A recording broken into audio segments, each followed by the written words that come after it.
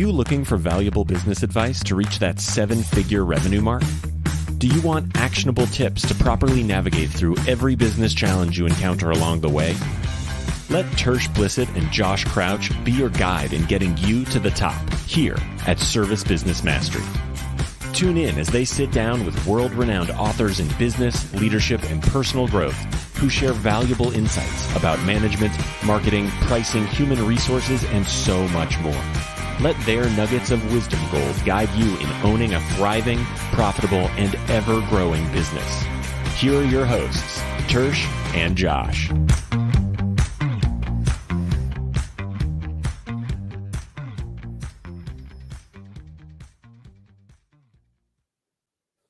Hey, what's up, everybody? It's Service Business Mastery Podcast. Tersh is home. If you follow him on social media, he has had quite the ordeal getting home from Las Vegas last week. Yeah. So we're and he got set up and everything. So I'm sure he's still got a little bit. If you look at him live, it looks like he's got bags under his eyes a little bit. So he's getting back with us. Got to get some coffee, but welcome back, Tersh. It's good to have you back home. And so today Vegas was fun, but Dallas was less fun. There's nothing to do in Dallas. Well, not at the airport anyways. Yeah, hopefully we don't have anyone from Dallas listening. Yeah. Hey, Robin. Yeah. So today we got Scott Drake from Jump Coach on, and Scott is an expert in essentially helping not only you as a business owner, but your leadership team all run the same direction, which, as we know, with a growing business can be super important. So Scott, welcome to the show.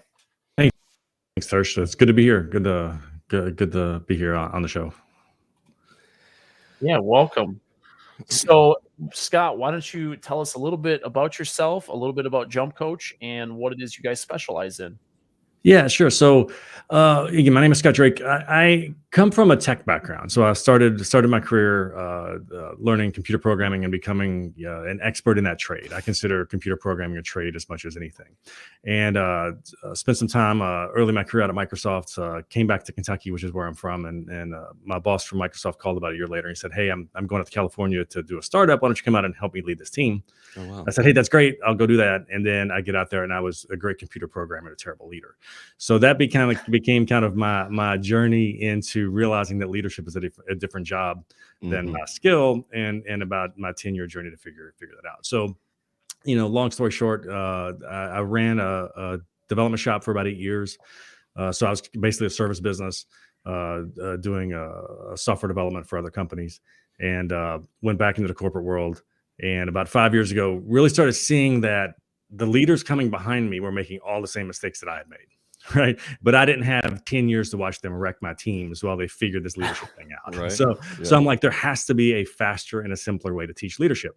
So about 5 years ago, I started a research project. And earlier this year, I left a role in medical education and started Jump Coach to really bring some tools to the market that shortcut this learning curve and get people working better together as leaders. So that's what I'm doing today. So that's a short version of how I got here and where I am.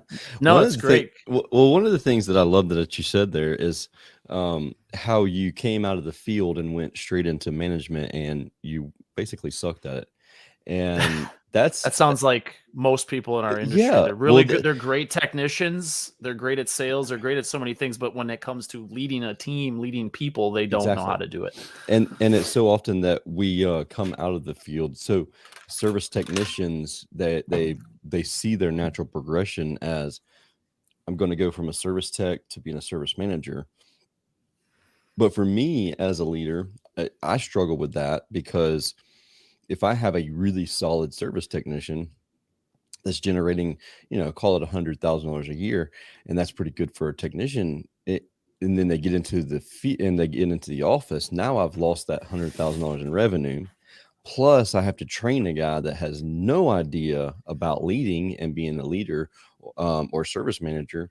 And they're an overhead expense that I have to teach how to do their job, and I've lost their revenue that they're generating. So it's like, it's not a win-win situation for me. It's a lose-lose situation for me. I mean, it's better off for me to bring in an intern from the local college or university that says, like, I'd come in here for a cheap price that I just got my MBA and I'm just going to do it you know what I mean? So it makes more sense for that. So I love that we have you on the show today, and we're going to talk about how to help A these shortcut. technicians. Yeah, shortcut these technicians. Let's shortcut it so that way it doesn't take them Yeah. years to learn, and they don't ruin the team below them and alienate everybody. Because as I've we seen know, that happen. yeah, it's hard to find good people. We were talking about that a little bit before the show. So, Scott, do you want to kind of walk us through what you've learned and what you implement, or maybe some just high level how you shortcut the process? Yeah. So who gets promoted? Like this is kind of we're talking around a little bit, but we typically promote the best or the most senior, right? That's typically like when people think about leadership or management, they go, "I've earned the right to be a manager because I'm the best," right? But being the best doesn't make you a good manager, right? It's a different job, and it's so it's really we start with there's a lot of false beliefs around leadership. That's one of them. And our goal is to break those. And if you can break those false beliefs and you can get people understanding it's a different job that requires different skills and a different attitude, the attitude is a big one, then people can shortcut it and become an effective leader really quickly, right? Leadership, the short definition is working through others to get things done, right? So there's things you need done, but you can't or don't want to do them yourself. So you choose to work through other people. And when you do that, you kind of have to turn that expert brain off, right? We all have that expert brain where our ego is attached to having the answers. And it's really helping them understand that expert brain got you this far, and it may have earned you the opportunity. But if you can't turn that expert brain off and become a leader and turn on what's called an achiever brain, then you're going to just step all over your team, and they're going to hate you and hate working for you, and they're going to quit. So if you really want to be a leader, if you really want to be a manager, you have to turn that off. And if you don't want to do that, it's okay. You can have a great career, in the field. I still question whether I should just go back to being a computer programmer, right? You don't have to be a manager, right? You can have a great career, but if you really want to do this, if you think this is the thing you want to do, this is the shift that you have to make. So that's where we start. That's kind of a long answer to your question, but that's where we start. What kind of things do you, as far as people that are listening that are owners and managers, maybe looking to hire or promote somebody, are there things that they should be looking at, except for, like Tersh mentioned, my highest performing technician might not be the right guy or gal for that role? Is there some things that they should be looking for in order to promote that next person, or maybe some traits or something they should look for? Yeah. So I think the key thing that leaders can learn, but if you come to the table with it, is empathy, and that's the ability to kind of see the world through somebody else's eyes, right? A lot of leaders do dumb stuff, me included, right? Because we're thinking about ourselves, we're not thinking about other people. And if you can start looking at the world through the eyes of other people and really understand where they're coming from, then you can help them get what they want, while at the same time you're getting what you want. Right. So I would really look for even some of the people that may not be good technicians, but are good technically, but are good, people. They're good. They have good emotional intelligence. They have good empathy. Then I think those people can sometimes make better managers, or they're easier to train and flip into managers than taking that great technician and asking them to do it. So Scott, tell me this: when you've experienced this situation, you hiring from within to fill that role, that position. How are you? I mean, you said before, most of the times people who have seniority, they've been there, the tenured people, or the super technical people, the people who are really killing it on the technical side, that's the people who typically you see wanting or trying to go into those positions. What happens if you have a junior person and that person just shows empathy? They just connect with people. They're not killing it on the technical side, and they don't have the tenure. But that person seems like they're an obvious fit for leadership and management. And then all of these other people, they're gonna quit. I mean, maybe not, but maybe that's what I perceive as like they're gone. Like, you skipped over me. I've been here for 5 years. I've been here for 10 years, and you're gonna have the guy that's been here for 2 years. You jumped the line to. I mean, we're not a quote unquote union shop. Seniority makes no difference. It doesn't matter. We're going to hire for the best skills possible. But even saying that, people still perceive that if they've been there longer, they're due that position. What do you do in that position, that situation? So I think it's something you have to sell, right? Okay. And I think it's a tone that you set within the team, right? You basically say, look, this is a different job, right? It comes off as a promotion, right? And it is treated a lot of times. That's it. Right? 100%. Everybody's like, But I didn't get the promotion. You passed me over. And it's like, it's not even a promotion. It's a different. Yeah. I love that. Yeah. So in tech, like we do technical tiers. Like and I know it happens in a lot of service, but you have an electrician 1, electrician 2. So there are ways that you can tier up and say we can give you promotions within the technical world. But this is a different job that not everybody likes. And frankly, most managers are miserable, right? Most managers want to be the technician. They don't want to be the manager. They don't realize that until they become the manager, though. Yeah. So to me, it's really about communication and selling it to your team and saying, look, we are adopting this philosophy. It may be a little bit different than what you saw in the 20th century, but this is how businesses have to run today, right? And this is what it means. And here are, as part of our training, one of my goals is within a couple of hours of training to get somebody to say, I don't want to do it. Right. I either want to do it or I don't want to do it. Yeah. Right. It's going to be blunt, honest. This is what it means to be a leader. Do you want to detach your ego from being the expert?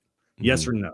And if the answer is no, that's great. We've got all these other things that you can do. Yeah. But if you really want to do this, then we can help you do it. Right. So to me, that's the way you have to position it and sell it within the organization so that it detaches it from being that status. Right.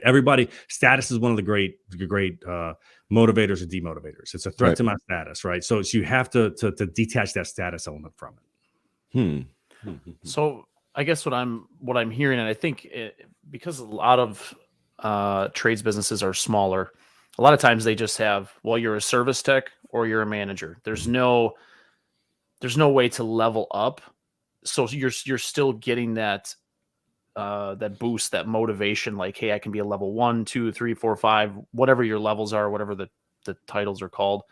And I think that's if I'm hearing you right, that's what you're suggesting for some businesses, is to have these different levels within like a broader level. So that way there's always something to strive for that will help you get to a different level, and maybe not get so upset if you don't get the service manager position, because it's a totally different thing. It is a totally different position. And Scott, correct me on this if I'm wrong here. Going into the conversation of we're going to promote from within, for a large majority of the technicians, this is probably going to be a pay cut because it's a different position. A lot of times it goes on salary too. Well, you go on salary, but so like I've seen in the groups and stuff, like the technician groups, they're like, hey, I'm getting promoted to be a service manager. How much of a pay raise should I be asking for? And my immediate response is, you shouldn't be asking for one at all. You're going into a position that you have no clue what you're doing. You have to be trained. You're not qualified for that position.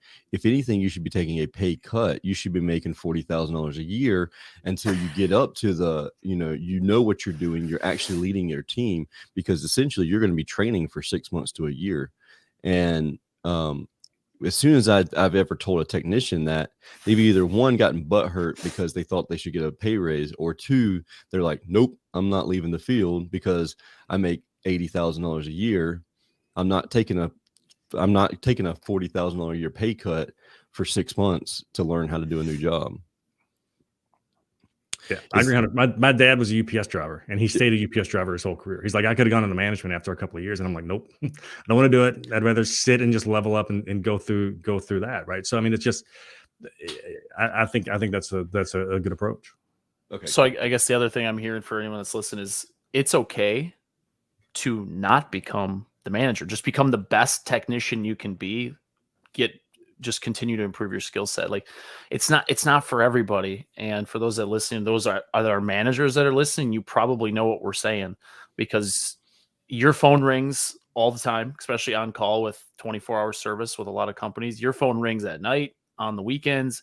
You don't really you kind of feel like an owner in some regard, because you are always talking to somebody about some management, problem. Man, all the crap rolls down onto you, and then you're expected to push it out, but then you take it from the bottom up but not. Yeah, I've been there. Yeah, I so mean, it happens. Yeah. So Scott, tell us more about your program. So somebody wants to learn more about you guys, get into your program. What is that like? You want to kind of take us through what that looks like for them? Yeah, so we approach we have 3 steps we run people through, right? The first is the mindset. And the way we work with most companies is we do short form on-demand training online. They just self-paced, they can do it themselves. And then each lesson is about 60 to 75 minutes, and then it's followed up with a few developmental assignments. So they watch a lesson, then they go apply it for a few weeks, and they come back and do a lesson and they apply it. All of our stuff is online. If they want to learn about it, they can go to jumpcoach.com. One of our we start with the mindset. We go into what we call leadership scorecard, which essentially is a map of all the nooks and crannies of leadership, right? Most leaders struggle with leadership because they don't understand what all the job encompasses, right? That's for 10 years. It took me 10 years to figure out 60% of what the job encompasses, which is why I was doing a terrible job.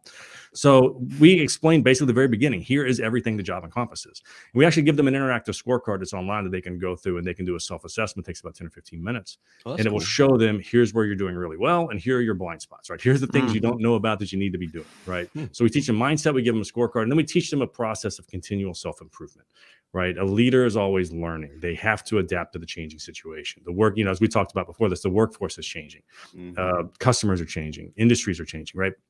So you have to be adaptable to those changes over time. So those are the 3 big pieces that we teach them, and we can do that pretty quickly. And then once we do that, people can become pretty effective. So that's typically where people would start. The scorecard, we actually have the scorecard available for free, so they can just go on the site and spend 10 minutes and run through the scorecard and get a feel for what are their gaps and what are the weaknesses as a leader. That's really cool. Is that under the free tools? Yeah, The under free leadership tools, assessment? Okay. Interactive scorecard. That's awesome. We use scorecards throughout our business, and it's really eye-opening to people who are like, I didn't know that I had to do that. It's whenever you go through your assessment or your just having that conversation, and somebody said, why aren't you doing this? Like, you're supposed to be doing that. And then next thing you know, their response is, I had no idea I was supposed to do that. But having that scorecard and reviewing the scorecard, then it's like, okay, yeah, I get it. I'm supposed to be doing X, Y, and Z. These are the KPIs I'm supposed to be, tracking and rocking and rolling with. And to know when you're winning and losing is very key. Well, I think you can have a baseline where you can review and actually celebrate some wins. Like, hey, remember 6 months ago, this is where you were. You have improved, even though you may not feel like you've done much. You've improved dramatically in certain areas. I did post dramatically for anyone. Yeah, I know, dramatically. That may have put a new word. still hungover from Vegas, I think. Right. So I did put the free assessment link in the comments. So anyone watching this, if you want to send this to any of your leaders, you can take that free assessment from Scott's website, and we'll put that in the show notes as well. That's awesome. So Scott, tell us a little bit more, and I guess we're kind of jumping to a different topic because we talked about this before the show. We talked about efficiency, and because this is always a hot topic in business, efficiency and automation. Tersh and I love automation. Oh yeah. But when is it too much efficiency, too much automation? Is there a time? We almost love it to a fault. So yeah, because literally every program or software I sign up for, I go to Zapier. I'm like, oh, can I do something with this? Can I do something with that? And then I get disappointed that I can't. But I'm like, well, maybe the software's still worth it because I don't necessarily need to automate everything. So is there a tipping point where we're at where we're taking too much human interaction out of our daily lives? Well, so I think where it's really helpful for leaders, or what's helpful for leaders to understand, is that the Industrial Revolution was all about efficiency, and managers learned to think about the world through the lens of efficiency. And a lot of the workers were people working within a system, efficiently processing X and turning it into Y, or efficiently packing this and shipping it there, right? Yeah. The efficiency was the main goal of management. But what's happened, especially in the last 10 years, is people like me build software systems and robots that do a lot of this work now, that, your customers, so you don't need 4 people answering the phone anymore, right? They can chat with you on your website. Yep. It's so much more efficient that a lot of the work that is now being done with people is the creative work. It's the exceptions. It's the work that the systems can't do. It's those types of things, and those have to be managed differently. And if you apply the goals of efficiency to those creative problems, like you're looking for creative solutions, not necessarily the most efficient solution, then what happens is your people are confused. They're like, why are you, when my boss would ask me to solve these 3 big problems for the business, and he would say, but I want you to do it predictably in 90 days. They'd be like, well, you're asking me to solve a problem that I have no idea how we're going to solve it. And you're asking me to do it predictably. So it's really about thinking, at what point is efficiency the wrong goal? At what point is I need creativity more than I need predictability and consistency? So I think that's one of the interesting things that we really push people to start to look at their business and say, your people now are doing less of that type of work. How do you need to lead them differently? That's a great point, because even within like our technicians out in the field, and we want them to provide a wow service, and we want them to interact with the client and show the client that we care and have these conversations with the client and everything else. Oh, by the way, you need to make sure your billable efficiency is good and you're not spending too much time on jobs and you're billing out the proper dollar amount for the amount of time that you're on jobs. But spend as much time as you can with the customer so that they love us later on, and refer us to someone else. It's that confusion that it's like, which one do you want me to do, man? It's like, you want me to spend time with the customer? You want us to make money? Like, blah, blah, and it is a fine line there, and you have to have a clear communication of which one's more important to you. Yeah, that's actually in our scorecard. So our scorecard is 4 goals of leadership: get results with an engaged team for enthusiastic customers while creating more leaders. Those are the 4 big goals of a leader or a manager, and that they're conflicting sometimes, right? Yeah. Seriously. So I can get great results. I can be the most profitable business ever, but if I burn my team out to do it, it's not sustainable. Or if I choose to say we want to give the high touch customer experience, then we may be a little bit less profitable, but we might be more sustainable long term, right? So it is truly looking at those 4 things as a leader and as a leadership team and saying, this is where we're going to set the levels for our business. And then we sell that again to the organization so that everybody in the organization is now working toward the same goals. So that's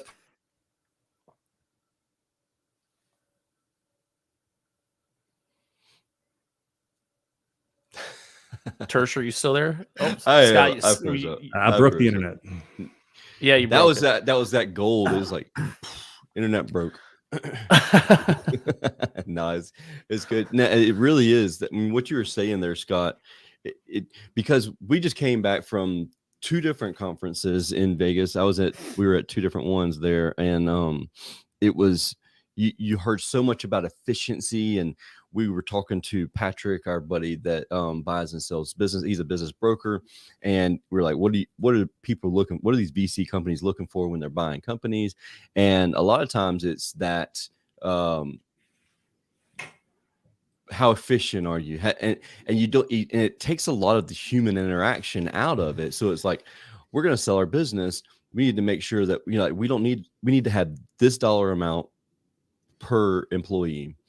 Okay, well, the guys are going to get burned out. Like you said, should we burn the guys out, or should we provide a better service and long-term, like almost a legacy type business that you're building? But if we hire too many people, our profits aren't going to look great. And this VC company is going to look at, revenue per employee, and we're going to be off. So it's like, you need to find out what it is that you want to do long-term. Like, is your short-term goal to sell your business, then you need to make sure those profit numbers look great. But if you're trying to have a legacy business that lasts a long time, you need to make sure that you don't burn out your technicians and your employees. So yeah, I love everything that you said there. Yeah, VCs are funny because they're the model of consistency and efficiency and predictability. Like, they want lowest risk possible, but lowest risk possible is often a terrible company, right? It's a company that people don't want to work at. It's a company that people they don't innovate. Yeah, right. So I mean, it's unless that's the world you want to play in, don't go there, right? You're just going to hurt yourself, and nobody's going to be happy at that point. It is tough for sure. Well, and it's a very relevant world to the home service businesses because of everything that has happened. And there's so much fluctuation in all these different industries. Our industry has boomed significantly in the last 2 years, and it's a balancing thing, right? Like they can balance their portfolio and they can do all these other things that, get everyone starts crossing their eyes like, okay, it's one of those things, but it's a very relevant thing for businesses like ours to have efficiencies in our business, but it's still always going to be a people business. Like, but we're like always you gonna be said, going into someone's home. oh yeah, 100%. Whenever I have a conversation with anybody that's VC related, whether they're in that world and they're trying to buy businesses or they're brokers or anything like that, and I start mentioning the fact that we're paperless and we're remote and we're not like a normal air conditioning company, and they're like, that sounds kind of risky. I don't know if that's gonna I mean, it's not the status quo, even though we have great profit margins and great culture and everything else, because we don't have those massive overhead expenses. They're like, once you talk to them and convince them that, then they're like, okay, that's cool. But right off the rip, they want that consistent, like, what's like everybody else. I just want to make, be very safe and make money. Hey, Scott, we got actually we've got a few comments. Apparently everybody cares about what we dress. I think my father-in-law mentioned something about trademarking our hats, and then Tersh no tie today. So apparently people are noticing you don't have a tie on. I know.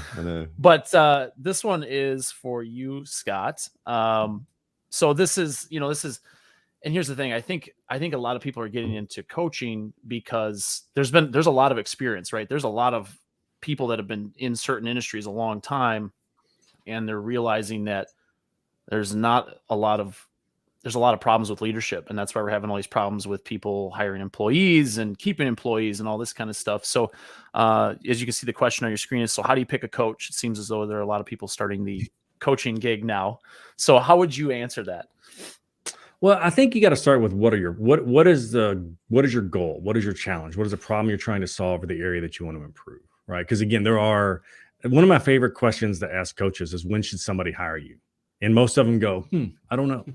Right. It's when should I think of you? Like, that's marketing 101. When do you want somebody to think about you? That's a good point. And if they don't have a clear answer to that, then I would say, okay, I mean, they may be a great person, they may be a great guy, but if they're not really clear on who they help and how and why, then I think I think you might pass. I think, again, so I would start with, what is the problem I'm trying to solve? Again, as we talked before, we tend to work with people who are maybe struggling with employee engagement, or that they're struggling with, how do I get my management team to work better together? So if those are the types of problems that you have, then go look for coaches who can really focus on and do some of those areas.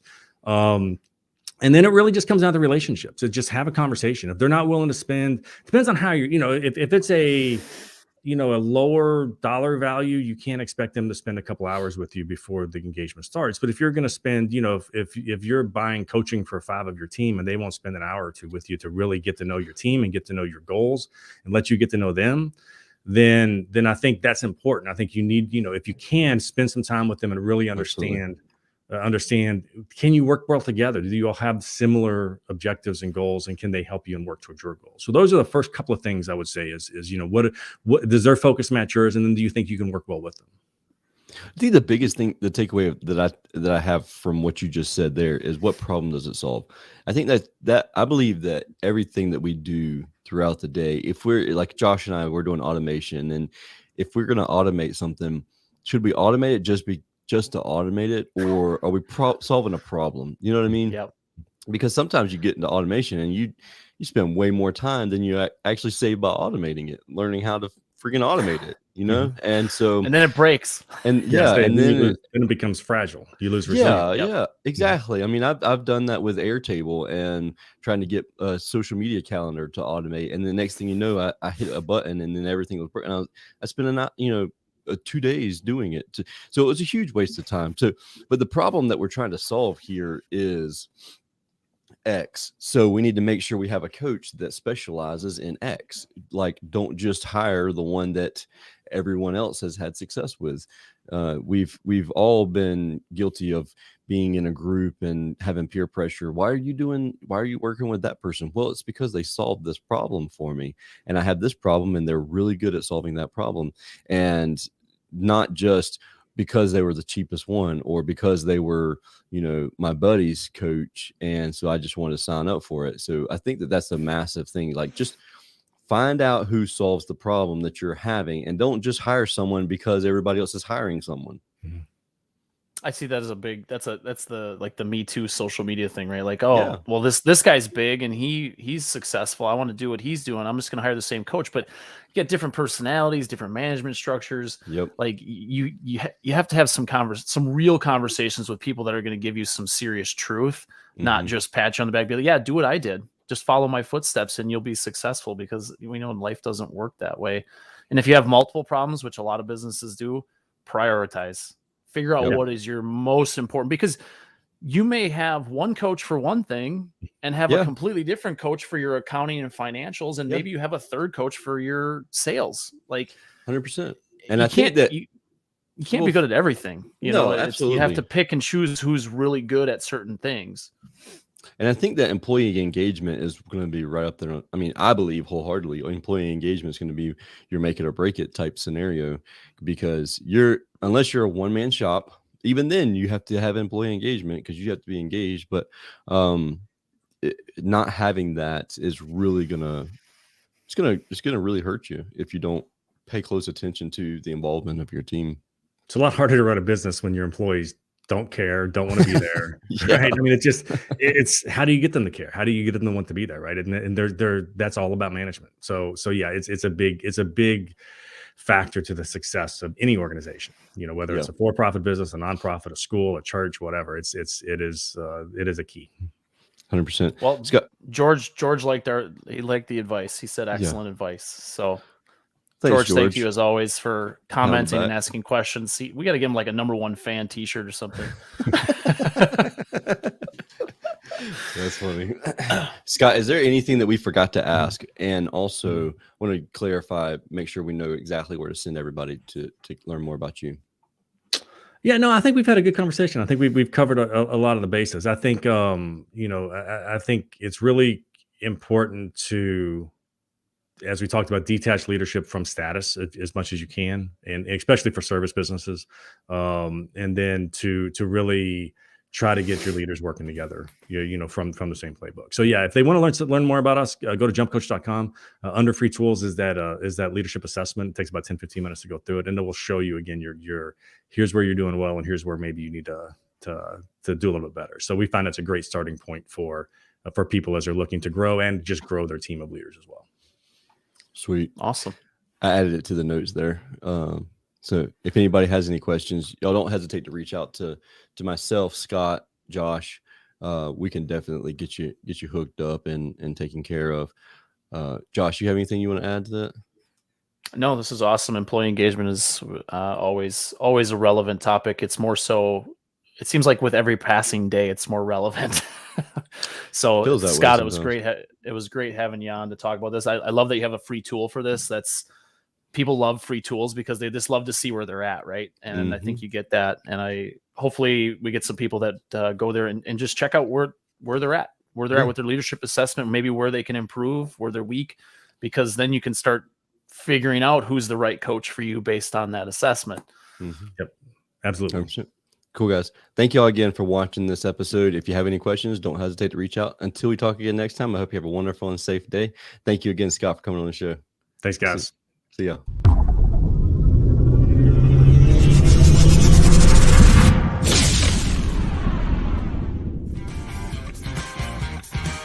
Thank you for listening to this episode of Service Business Mastery. Now that you are equipped with essential business advice from this impactful conversation, you are one step closer to becoming the successful owner of your dreams. If this episode has been helpful to your business journey, don't forget to subscribe to the show, leave a rating, and share it with other owners as well. Visit servicebusinessmastery.com to learn more.